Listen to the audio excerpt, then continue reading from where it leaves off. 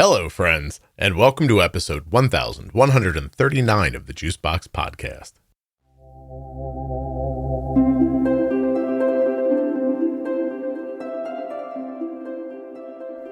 Welcome back to the Grand Rounds series. Today, Jenny Smith and I are going to be discussing the communication needed between doctors and patients. Nothing you hear on the Juicebox Podcast should be considered advice, medical or otherwise. Always consult a physician before making any changes to your healthcare plan. Don't forget to save 40% off of your entire order at CozyEarth.com. All you have to do is use the offer code JUICEBOX at checkout. That's JUICEBOX at checkout to save 40% at CozyEarth.com. When you place your first order for AG1 with my link, you'll get 5 free travel packs and a free year's supply of vitamin D. Drink AG1.com/juicebox. T1D Exchange is looking for you. They're looking for U.S. residents who have type 1 diabetes or are the caregivers of someone with type 1 to fill out a short survey. T1DExchange.org/juicebox.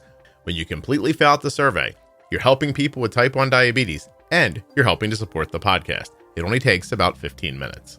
T1DExchange.org/juicebox.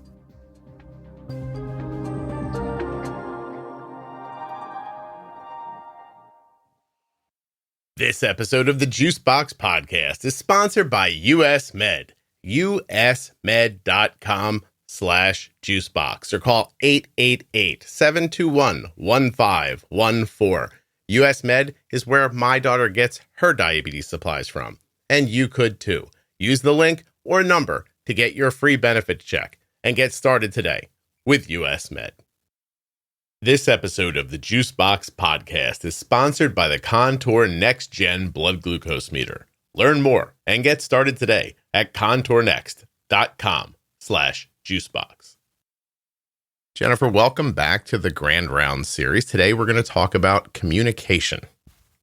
Yay. Yeah, we'll see. Communication, it's a broad topic. Well, we're going to lean on listeners a little bit for this one. Actually, maybe a little more so than we have in the past. We have a lot of feedback from listeners about what they wish their doctors would do regarding communication. So I'd like to step through it. Yeah, it's a kind of a long one, so we'll jump right in. The first one here says, I want my doctor to know that I am an entire person who has diabetes, not a diabetic, and that this is not my entire life. It ebbs and it flows. My controls are normal and they're okay. And in the end, I need to be treated like a person. And I think that's a good way to start because, you know, you and I were just speaking before we recorded, and we probably should have just said this while we were recording. So I'm going to bring it back up. Doctors need to talk to you like they're real, and understanding how to communicate with people and be human and reflect while people are talking, not just talk at them, but see what they're going through and respond to that. You know, instead of just yelling orders, be more collaborative, I guess is the way I would think about it. Right. And in that collaboration, what you're going to take away, whether you're a doctor or an educator or a nurse or, you know, whoever is the clinician that the person with diabetes trying to interact with, they need to take that all into consideration for the data that the clinician is looking at. Mm-hmm. Because that data is only truly numbers. And those numbers translate into somebody's life and why they look the way that they do. Like you said, it might be, I've had a really great couple of weeks. Everything's been lovely. I had a week off, you know, from my job. I got to relax. I didn't have any crazy, I have to go to school because my kid got in trouble, you know, all the variables that could sneak in, everything was calm. Whereas 2 weeks prior to that, maybe everything was hitting the fan, right? And so as a clinician, if you're not asking or learning how to communicate on a personal level, you're going to miss why the information looks the way that it does if you're really just looking at it black and white. People aren't numbers. I don't imagine that anybody listening has never been in the situation where you kind of look up one day and you think, I haven't cooked a meal for myself in days. Like I've been eating leftovers, or I stopped on the way home, or I did something like that. And it builds on you. You don't recognize that you're out of your rhythm. Yes. Right. And then if you go look at that week of blood sugars and say, I see a lot of spikes here and there's some lows and, what happened? Right. That what happened, first of all, is mind numbing. Like, I don't know what happened. It was 2 months ago. That's the first problem with it. But the second problem was, even if I could remember, even if I looked at the chart and went, oh, that's the week that I wouldn't put 2 and 2 together. I wouldn't say, oh, that's the week I stopped cooking for myself that week because work was hard. Or to feel that humanity is important, because otherwise what you're saying is, hey, what did you do? That's how it feels. And you, A, don't know what you did, and B, you were trying the entire time. Like that, correct. I think that's where the damage point comes in, is that these people are working really hard and trying to do well. It's not going their way. Okay. But instead of saying, what did you do better, find out what happened. If they don't know, then just say, look, let's just look at the graph and see what we can do here. Let's offer a suggestion. If you don't have a suggestion, then asking what happened is almost cruel. Do you know what I mean? Correct. Yeah. Absolutely. Because oftentimes, whether the person with diabetes voices it or not, they are coming in because there is something that is often not going 100% the way that they want it. They may not know themselves how to communicate that back to you as the clinician. And so for you to, it's almost finger pointing, and it's a blame scenario when you're saying, well, what happened here? Pointing your finger at, one high blood sugar, one really extreme low blood sugar. And again, the person may have no idea 3 weeks ago what happened. But if there's a recurring theme, then your job as a clinician is to help figure that out and give them suggestions and be able to say, well, I see that, every 3 weeks you've got this big project that you're trying to do with your business. And I can see that this translates into meals that aren't, as timely, or a lot of stress that keeps things high. Why don't we try this? I can see that this variable is hard for you. To make it better, maybe make you feel a little bit better, looking blood sugars would help in this scenario. Let's try this. Try this setting change. Try to, have meals ordered at regular times so they come to your office, or give them a solution that they can start with, I guess. It's something that is clear, concise, and is going to, reasonably speaking, work too. Because I think the other problem can be is when you just start like spitballing and they go home like hey, the guy said, they go home and you put it into action. It doesn't work. You're like, well, he doesn't know what he's doing. And I'm still lost, and he's going to yell at me when I go back again. And even if you're not yelling at them, they feel like they're being yelled at. Right. So, I have a pretty big personality, and I still have been in that doctor's office and been like, oh my God, like what's going on? Like you're coming at me. Like, I don't think she was coming at me. I think I was somewhere deep down. I knew I'm not doing well at this. Right. Like Arden was little. I didn't know what I was doing yet. And any kind of feedback felt attacking because I was vulnerable, like I was in a bad spot. I didn't know what I was doing. I was pretty sure I was hurting my daughter. I was starting to think about long-term stuff. Short-term, was a mess. And then that's where, I don't know, like that's where that part of the doctor's thing is so important. Like it's how they approach you. It's like coming at it's like you're approaching a stray cat. Like you got to very slow. Right, exactly. Hey, I'm here to help. Right. And when you first come into that office space with the person who has come in, they've made their appointment time and they made the time to bring in some records and reports and whatever. Your question to them is, I'm always asked, this is my N of 1, but well, how are you? Do you have time to hear how I am? Like I could tell you how I am, right? But what is important right here and now for you to know about how I am? What are the biggest things? And this goes to the person with diabetes. It's what are the checklist things that are really, really important so that when they say, how are you? You can say, well, I'm okay, or I'm doing really great. I've changed this, I've changed that, this is looking much better. So there has to be enough communication to really, I guess, give to that question of how are you? And you have to be receptive of it too. Yeah. In my mind, you need to hear people and really see what's going on with them.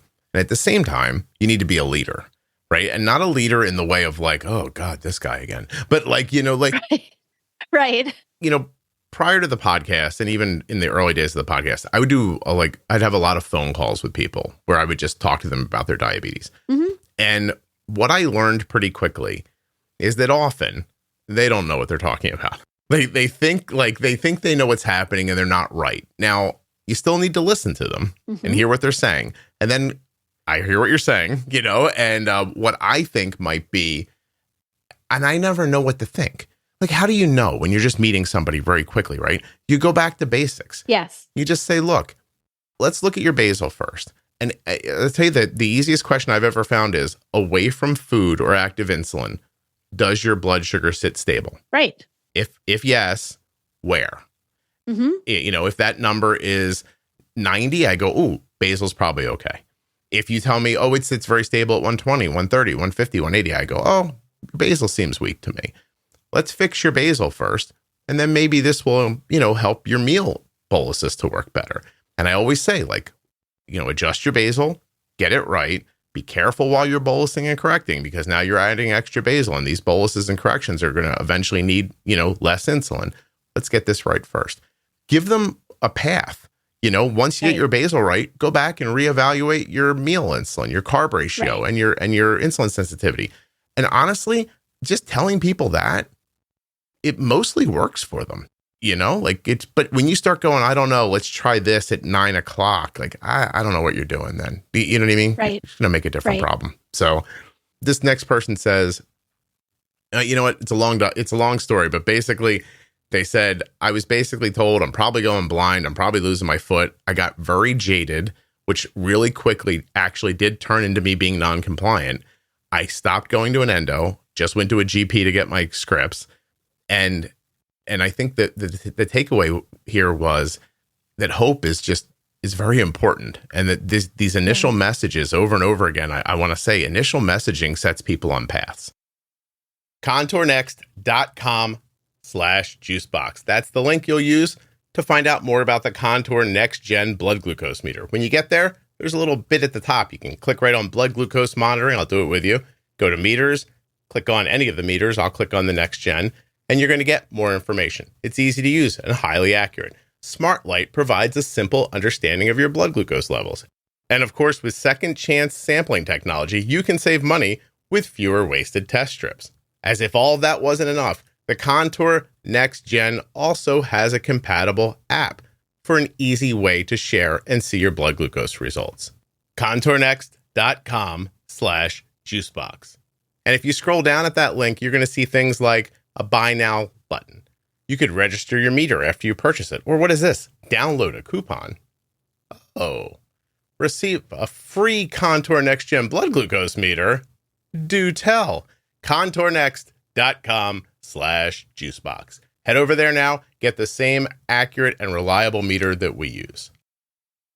Diabetes comes with a lot of things to remember. So it's nice when someone takes something off of your plate. US Med has done that for us. When it's time for Arden supplies to be refreshed, we get an email. Rolls up and in your inbox says, "Hi Arden, this is your friendly reorder email from US Med." You open up the email, it's a big button that says, "Click here to reorder," and you're done. Finally, somebody taking away a responsibility instead of adding one. US Med has done that for us. An email arrives, we click on a link, and the next thing you know, your products are at the front door. That simple. usmed.com/juicebox or call 888-721-1514. I never have to wonder if Arden has enough supplies. I click on one link, I open up a box, I put the stuff in the drawer, and we're done. US Med carries everything from insulin pumps and diabetes testing supplies to the latest CGMs like the Libre 3 and the Dexcom G7. They accept Medicare nationwide, over 800 private insurers, and all you have to do to get started is call 888-721-1514 or go to my link, usmed.com/juicebox. Using that number or my link helps to support the production of the Juicebox podcast. So this person thought, well, I'm going to die anyway. Why try? Why try? Yeah. Right. Why continue to go to somebody who hasn't? And in this case, not everybody, but in this case, they weren't being given anything positive, valuable. Yeah. to try, positive and valuable, and applicable probably to their life. They were being maybe given some advice about, well, adjust this here or change this there. Or maybe it was the don't. Well, don't do this. Why are you eating at McDonald's every day? Or why are you doing, right? I mean, don't badger somebody into a change that isn't really going to make much difference for them. I get the idea. So I think what probably happens is that jaded doctors who have seen more than their fair share, in their defense, more than their fair share of people who are just not doing well, and it probably seems hopeless. And they probably think, let's just jump to the end and try to scare them. And, because I've seen that work with a few people. And by the way, I've actually heard from adults who the scare thing worked on them. Yeah.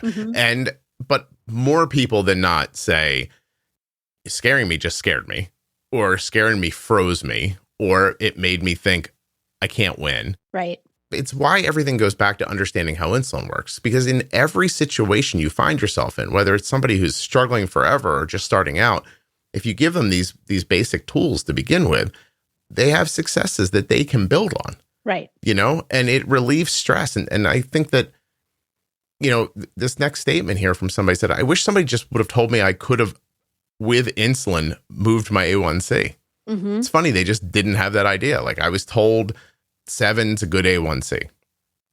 And also almost that the numbers that they were getting were as good as it was going to possibly get, that it was all about almost a stable point of where their body wanted to sit in terms of blood sugar, and that it was going to sit there and other variables didn't have any impact on that. One of them obviously being insulin, and that an adjustment that's more precise could actually move the needle in the direction that you wanted to go. Even without adjusting activity or food or anything else, a lot of times it's the right place to adjust the insulin. And how hard would it be to say, look, the ADA recommends this number, but I'm your doctor, I'm standing in front of you, I don't have diabetes, my A1C is probably 4.9, you're not going to probably be able to get that, but I bet you we could get you into the 6s and then work on the 5s, maybe make some modifications to how you eat, who knows? Right, if you want to go low carb, maybe we could get you in the 4s. Right. But when you say 7's okay,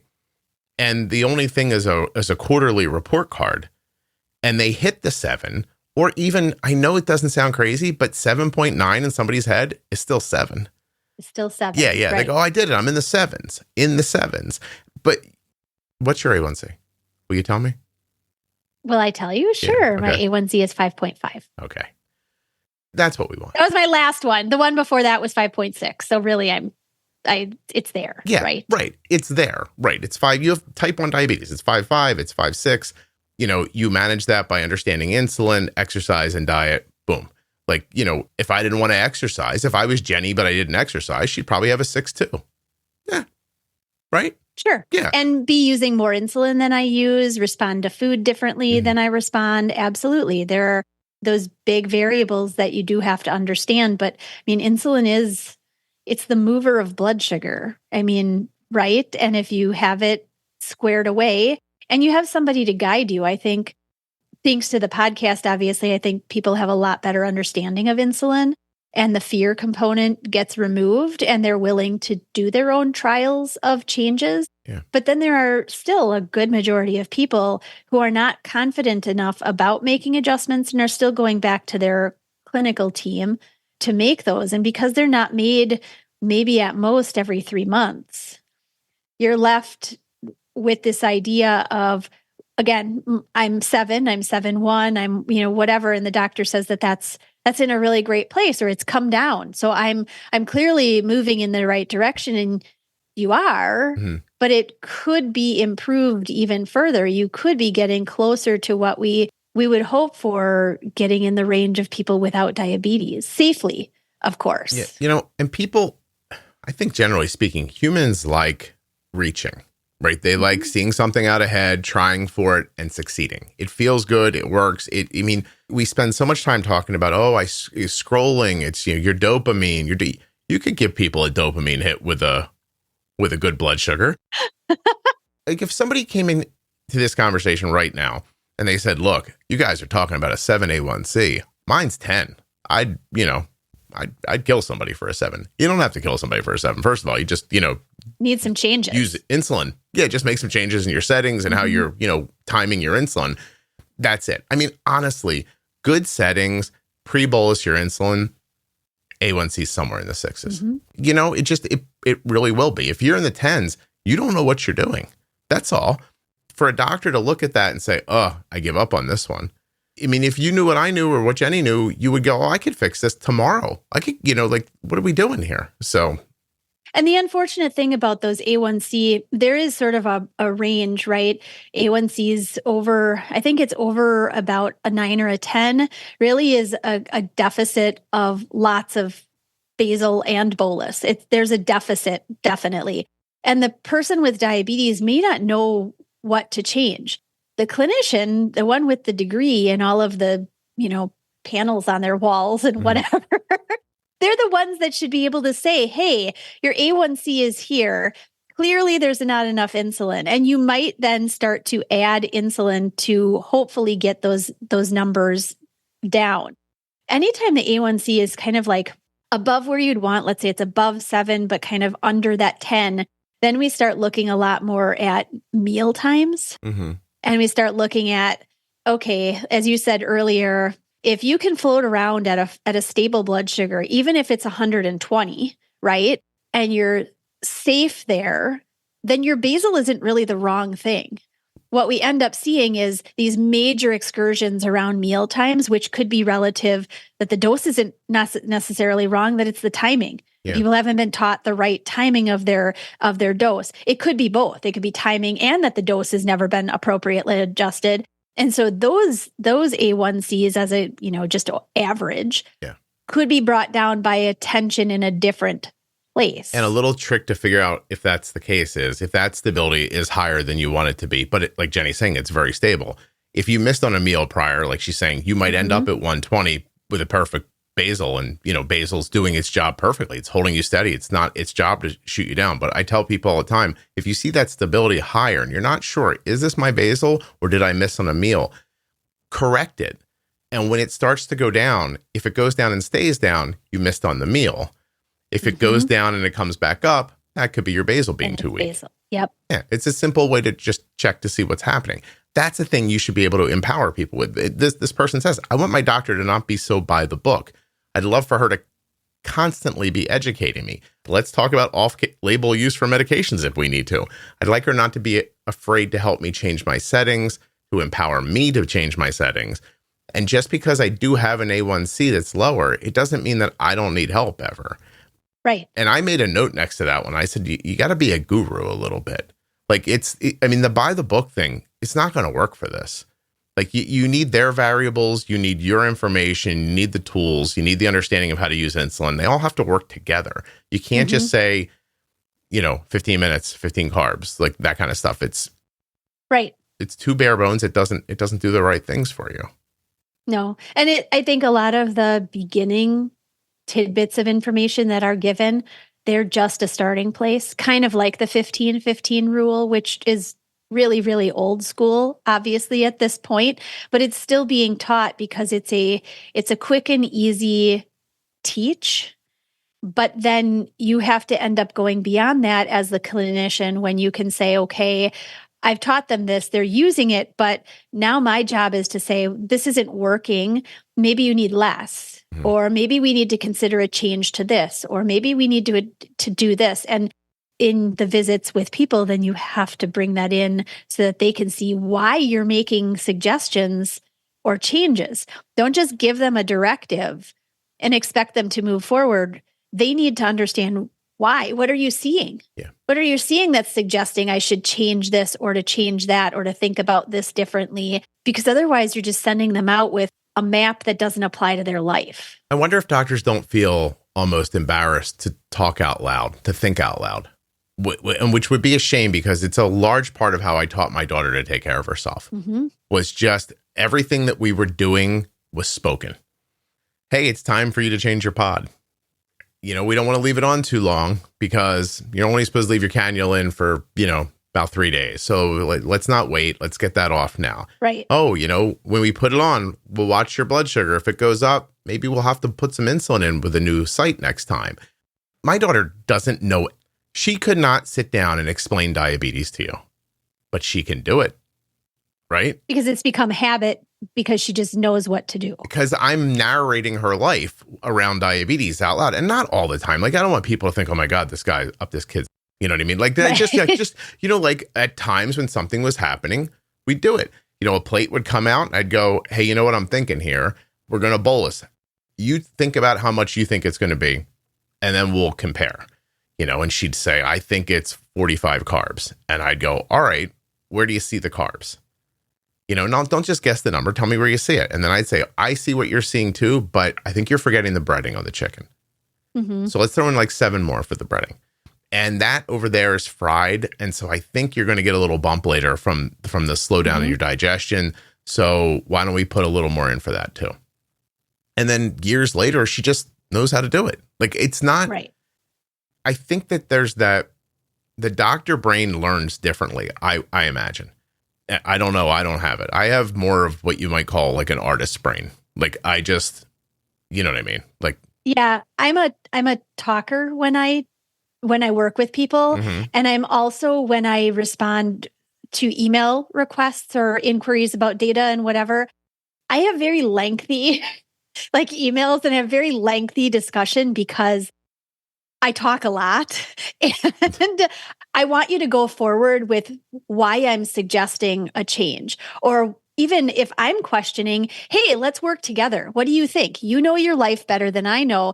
I see that we could do it this way, but I also see that we could do it this way. What do you think you'd like to try first? So it gives some options, and it gives them the ability to move forward out of our visit together to try something without checking back in right away, or without going 3 months and then saying, well, it didn't work. I didn't know what else to do, so I just kept doing it. Look, I don't know how many doctors are allowing emails now. I guess there's a lot of portals where you can message people, but people need to feel autonomous. Like, they just really do. They need, like, and even if it's a new person and you're like, God, I can't let them make too many changes. They don't know what they're doing. I mean, they can move their basal 10%. Like, you know what I mean? Like, you could give them a little bit of freedom so that they could like trial and error a little bit. And I'm assuming the word error doesn't sound right to a doctor, but that freedom that you give them, it's how you get to where you're trying to take them. Like, you can't shackle them the whole time and then go, I don't know why they don't run. You know what I mean? Like, it's like giving somebody this dose adjustment. Maybe you explain it, but then saying, you know what, try this for 2 or 3 days. And if this isn't quite enough or it's just too much, then we're going to give you this next option.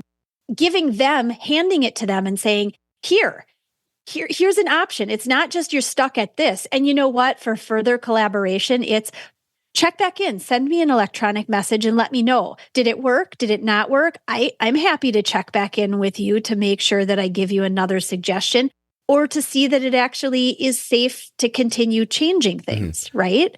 I think also, if you don't believe that conversating with people can lead them to understanding things, you should, I'll tell you this little story. So Jenny and I have made all these different series together, and the feedback overwhelming. I'm talking about overwhelmingly, like hundreds of thousands of, millions of downloads, right? And people come back, I listened to this, my A1C's in the 6s, blah, blah, blah. And I even to the point where I sometimes think, what the hell did we say in there? You know what I mean? So like, right. What really hit for that person? Oh my God. Like, I don't think I know that much about it. So I did this thing recently, and it's going to come out on my social media at some point, but ChatGTP, like AI, has gotten to the point now where it's fascinatingly good at breaking down conversations. So behind the scenes, I'm feeding the transcripts of everything you and I have done together into AI, and I'm telling it just one simple thing. What are the key takeaways for people living with type 1 diabetes? And it writes in bullet points. My brain doesn't write in bullet points, but it does. Wow, that's cool. It's so good, Jenny, that when I put it in front of you, you're going to think you wrote that list yourself, or you're going to think I wrote it, or you're going to think we wrote it together. It's really... Which technically we kind of did. We did. All we're doing is feeding information, and something is putting it together in very concise. It literally can read through it and filter out all the bullshit and just come back with, this is what was spoken about. I'll tell you this, you and I did an episode called setting basal insulin, the math behind basal insulin or something like that, you can ask the transcript what your basal insulin should be based on your weight and a couple of other things.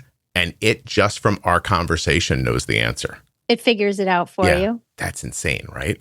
But here's the point. Wow. Here's my bigger point. I know I'm helping people with this conversational style, but I also know there are some people who don't enjoy this conversational style. Right. So I'm finding a way to give that information to them the way they want it. Doctors have to do that too. You can't talk to people the way you learn. Right. I'm sure all your engineer patients are probably thrilled with you. You know what I mean? Like, seriously. But if I came in and you started bullet pointing me to death, I don't know what to do. If you told me right now to take 3 thoughts that I understand and write bullet points about them, I guarantee you I'd write them out in a paragraph instead. Right. And then I'd have to stop and break the paragraph apart and then reword them so they look like bullet points because my brain doesn't work that way. It's really something. I mean, what you're kind of boiling it down to is what I feel about educating the way that I do is getting to know a person. I understand that I have a little bit of a different way to do that in, how we work with people, but and in an office space, time is really the constraint. I get that.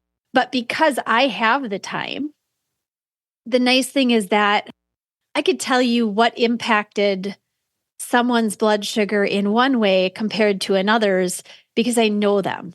I don't know them just their name.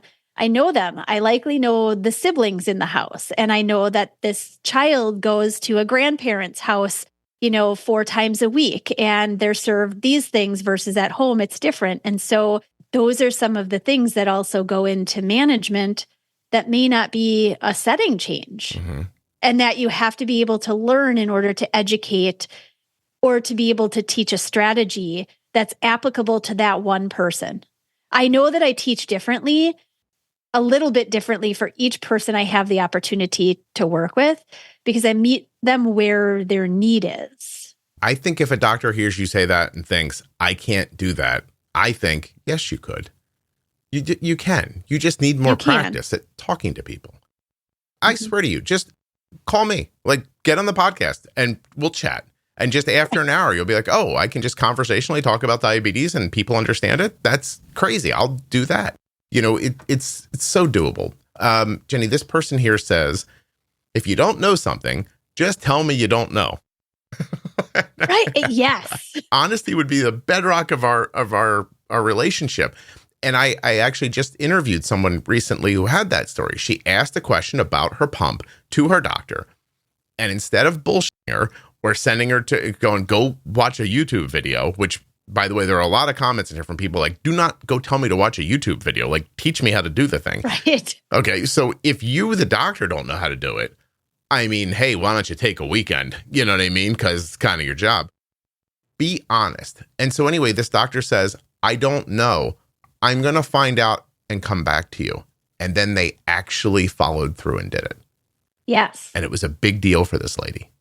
That's a big deal for me. I mean, I have fired essentially, or just not gone back to clinicians through the history of my adult life as choosing my own, clinical team, because I got the sense very much that they couldn't answer my question. They kind of BS'd around not knowing how to tell me that they didn't know. And so I was just like, oh, it's okay. I'll find somebody else. Well, this person says, I wish my doctor not only knew how to tweak, my diabetes, but my lifestyle. Like have she actually says here, I wish you had a primo list of referrals, mental health, nutrition, stuff like that. A CDE that actually knew that was willing to work with you. And listen, I'll say this. I know a number of doctors privately. Don't just say like, oh, there's a guy over here. I know the girl in this practice and they're crap and you send people to them anyway because they're part of the system or something like that. You just create another problem.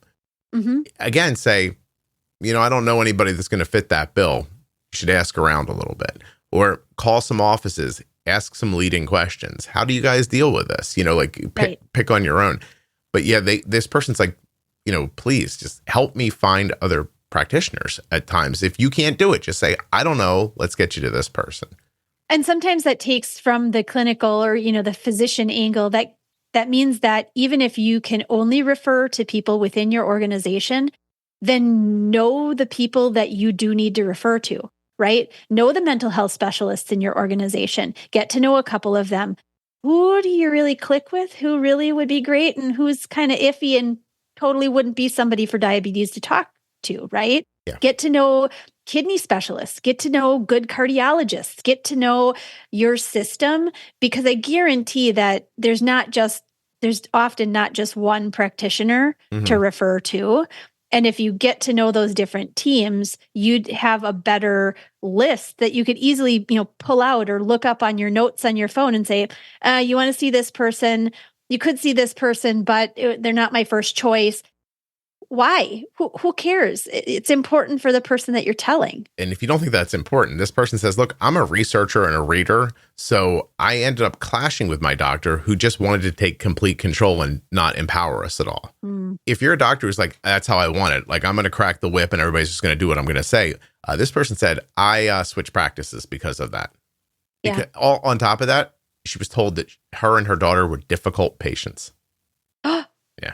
For wanting to understand how to take care of themselves. Now think about the psychological ramifications of that. If you're like, not everybody can speak out. Here's a person who spoke up, right? But most people are head down. A lot of people are head down, right?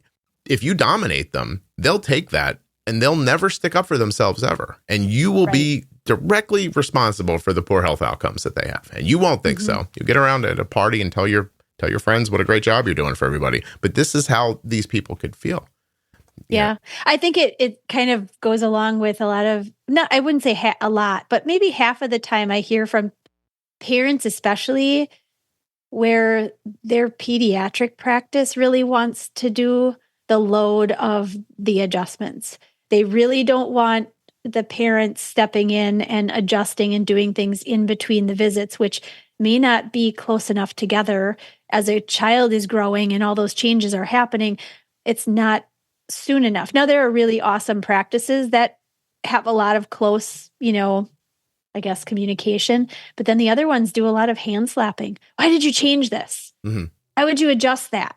I told you not to do this. Or, that doesn't help. And long term, if the child is in the room hearing those comments, they're also now learning that they don't have any voice in their own health. I don't know what I'm doing. And maybe worse, my mom doesn't know what she's doing.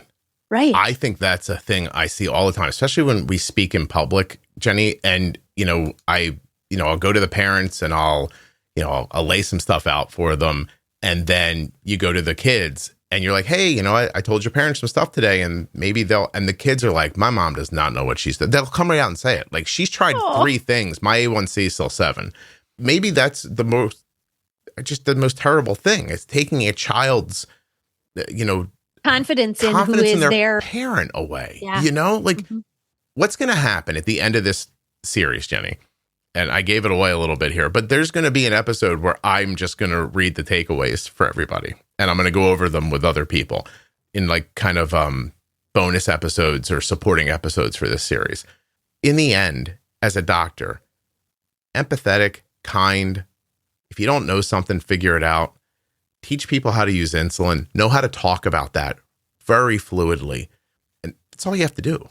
It just, there's not much more to it than that. Then let it be a conversation and give them power. Now, look, do you have some people who, you're like, listen, if I give them power, they're going to kill themselves in 5 seconds. Like, I'm not saying those people, you know what I mean?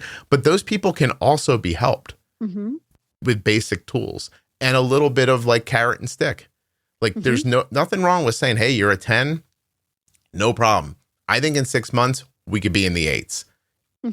Like, I'm going to help you get your settings right. Then you do a couple things for me. We'll come back, do another blood draw. We get you down to the 8s. Now we're off to the races. I don't see why a year from now you couldn't have a 6A1C. Like, give people something to work towards. Like, we're basically just ants, Jenny. Humans are not good without a task. No. They're not. No. You got to give them something to do, Right. And from the doctor's standpoint too, I think when we're talking about diabetes, you're talking about a specialty, right? You're talking about beyond just general practice. You've chosen to go into something that requires you to keep up with the changes that are happening. And this is very specific. And you might end up being an endocrinologist who has nothing to do with diabetes. And then that's great.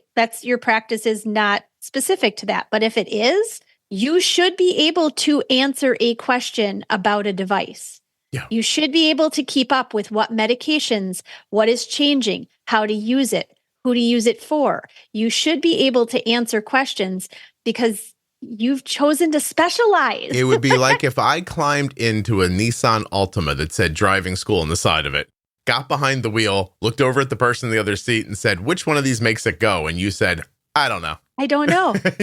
Right. Well, then what am I paying you for? Right. Absolutely. I don't understand if you've chosen, as I said, if you've chosen to specialize, you need to know your specialty. Jennifer, there is no doubt in my mind that if I wanted to make a living a different way, I could offer private courses to doctors. And I think in 3 hours, teach you how to take care of your patients. Mm-hmm.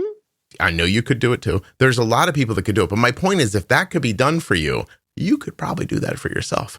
You don't go find out. One of the things I'm always fascinated by is someone comes in the office, they figured it out, they get their A1C where they want it, they've got these great stable graphs, and the first thing that happens is the doctor yells at them out of fear, you're too low, you're going to have a seizure. What about saying, hey, what did you do? Right. Could you tell me what you just did? Because I got to be honest with you, I didn't see this coming.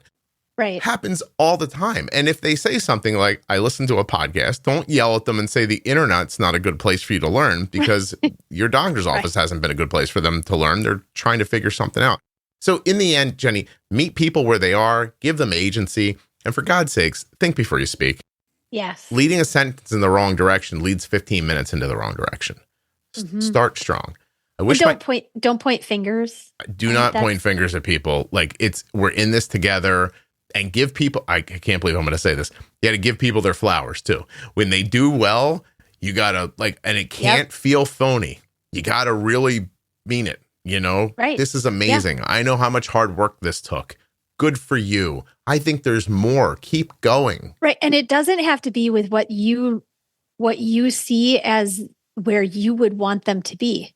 If you've got somebody you've been working with who is so fearful of lows that they run blood sugars at 250 or 300, and now your work together or whatever education they've provided themselves, now they're averaging a blood sugar around 190 or 200. That's a give them flowers. Mm-hmm. That's not we really want to be lower than this. Oh, no. They've achieved something. Let's keep the ball rolling, yes. Right? You have to give them good positive reinforcement regardless of what your down the road goal is for them. My daughter's first endocrinologist was brilliant. I could tell by talking to her. She never helped me once with diabetes. She just stood in the room smart and said smart things and didn't help anything. That didn't translate into helping you, did it? No. I was in a panic. It might have been easy to say things like, hey, if your blood sugar is too high, you might not have enough insulin. I would have gone, oh, that makes sense. Thank you. Jenny, there's a note here from you that says, please don't look at a static number and then say everything is great. Right. And I wonder I don't know if I gave context to it, but I think that I was possibly talking about A1C too there. Mm-hmm. Because we understand that A1C is just an average. You really do have to get into where is the A1C coming from? What are the kind of the data points that are pointing to this? Because then you have more room as the clinician to say, gosh, you came in, your A1C is now, 5.8 and it used to be 6.8. And in my mind, that's lower than I want it to be. But gosh, that A1C is really stable. Look, you have less than 1% of the time low. You have a standard deviation that's those little pieces that go up to make that one standard value. Yeah. That's really important to look at. I'm going to run through a couple things here at the end for people. I wish my doctor was a resource for other resources. Tell me, why did I have to, this person says directly, why did I have to find this podcast on my own? Listen, there are plenty of doctors, and I want to say thank you to all of them that recommend this podcast every hour of every day. The Facebook group, which gets 150 new members every 4 days, is overwhelmingly they have to answer a couple of questions. It's a private group, right? One of them is, where did you hear from this? From my physician, from my doctor, from my hospital. Like, it's a fair amount of people. So thank you to all of you doing that. Obviously, I don't think we're talking to you, but for everyone else, if you don't know, send me somewhere that might know, and don't do that thing of like, well, I don't know what you're going to hear when you get there. Because the thing that's happening now is bad. So, I don't know. Like, what could go wrong now? My A1C is 9.5. I'm on the fast track here. You know what I mean? Like go try something. Like, whatever happened to, like, I don't know, get out there and do something. Like, sometimes just doing anything and seeing a little bit of a positive return is enough to like supercharge and get you going again. Even local support networks, people are asking here, like, please know where I can go meet other people. My teenage daughter just hears you're doing, I think we've covered this in another one, but there are people who are looking for more. Okay. Mm-hmm. So don't just look at their 6.5 A1C and go, you're doing great, because they might want to do better and they'd like to hear from you. I mean, they know they're doing 6.5 is great. They know they're doing great. So there's a double-edged sword there. You could lull somebody into complacency, but what this person says specifically is, when my daughter hears that, then I go home and try to say to her, hey, listen, we should try pre-bolusing 5 minutes longer. She goes, doctor said we're doing great. So yeah, you took away her desire to try to help herself. Mm-hmm. There's a way to say you're doing well, but there's always room for improvement. So here are some ideas, like that kind of stuff. Right. Real quickly, don't make us feel bad about my A1C. Don't say things like, well, it's okay this time. Please don't use guilt as a communication tool. And then here it says, this is some feedback from somebody else. It just kind of gave me like a stream of consciousness that I want to kind of end here with. She said, relationships, person to person, person to diabetes, clear relationship expectations, level setting, people need to feel safe. Freedom to express things is very important. Psychological safety is a big part of how you can get these visits and your relationship to work in everybody's favor. Mm-hmm. So that's kind of where I'm at today with communication. If you have a minute, I'm going to share something with you, Jenny. Okay. But go ahead. Anything you want to say or finish with before I jump to the end? No, I was actually going to add one thing to that list is be supportive of the caregiver. Mm-hmm. Be supportive of a caregiver. I talk, a lot about like parents as the caregiver for kiddos, and be supportive in the way that you would be willing. Again, this goes along just communication. Hear what they need, and also hear what they've tried. And if the child or the teen is in the room, be supportive of the efforts of what the parent is really trying to do. So again, you may have some things to share with them, but really try to prop them up with all the effort they've been putting in. And if they come to you with questions, being able to, again, communicate back in a way that they can understand, how could this work? Could this be something that would be better? Just really support them. Yeah, that's a perfect way to end. I was going to share one of the takeaways with you. So from the second episode of the Grand Round series is called Diabetes Diagnosis. And I asked an artificial intelligence to give me the key takeaways from that episode. And it said, doctors in regular primary care settings may diagnose diabetes due to the rarity of the condition and the similarity of symptoms to other illnesses. Misdiagnose. It is important for patients to clearly communicate their symptoms and concerns when contacting their doctor's office. Misdiagnosis or delayed diagnosis can lead to complications such as diabetic ketoacidosis. Doctors should be proactive in ordering appropriate tests such as blood work and urinalysis when patients present with symptoms that could be indicative of diabetes. Patients should not be dismissed or ignored when they express concerns or symptoms that could be related to diabetes. Education and guidance on diabetes management should be provided to patients at the time of diagnosis, including information on insulin use, blood sugar management, and the impact of diet and exercise on their blood glucose levels. Doctors should be aware of the impact of their words and actions on patients' mental health and well-being. Collaboration between primary care and diabetes specialists can ensure comprehensive and effective diabetes management. Patients should be directed to reliable sources of information and support, such as diabetes education programs and online communities, and doctors should continuously update their knowledge and skills in diabetes management to provide the best care for their patients. That's what AI picked out of your and my conversation. Isn't that fascinating? Well, and what's interesting about it is that it sounds like the summary that you'd get in like a research project. Isn't it crazy? We looked at all these things in 3,000 participants in this study, and these are the key takeaway points in order to be able to provide somebody with diabetes the right care. That's what it sounds like. I'm being boastful a little bit here, if I'm being honest, because you're a lovely person who comes on my podcast. You know what I mean? Like, we're not sitting in the same office talking to each other for a month about what we're going to do. No. You and I pop on when you have free time, and free time is in quotes, right? Like when you jump on here and I go, hey, Jenny, we're going to do that grand rounds thing. Let's do what happens when you're diagnosed in your doctor's office today. And you go, okay. And then we chit chat for 5 minutes about our lives. Then we have a conversation that when you asked AI, provide key takeaways, that's all it said.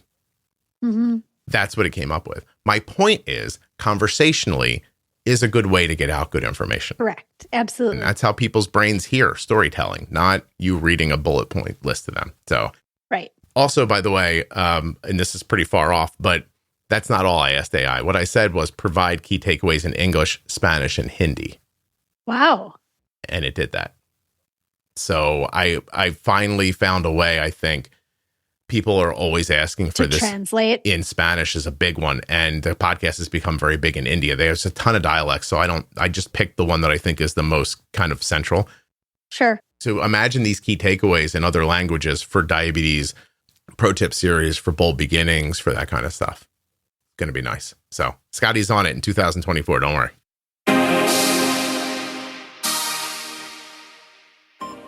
Arden has been getting her diabetes supplies from US Med for 3 years. You can as well.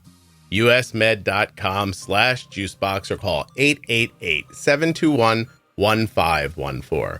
My thanks to US Med for sponsoring this episode and for being longtime sponsors of the Juicebox Podcast. There are links in the show notes and links at juiceboxpodcast.com to US Med and all of the sponsors. A huge thanks to the Contour NextGen blood glucose meter for sponsoring this episode of the Juicebox Podcast. Learn more and get started today at contournext.com/juicebox. I have one thing to tell you, but I'll do it after the music. Hold on 1 second.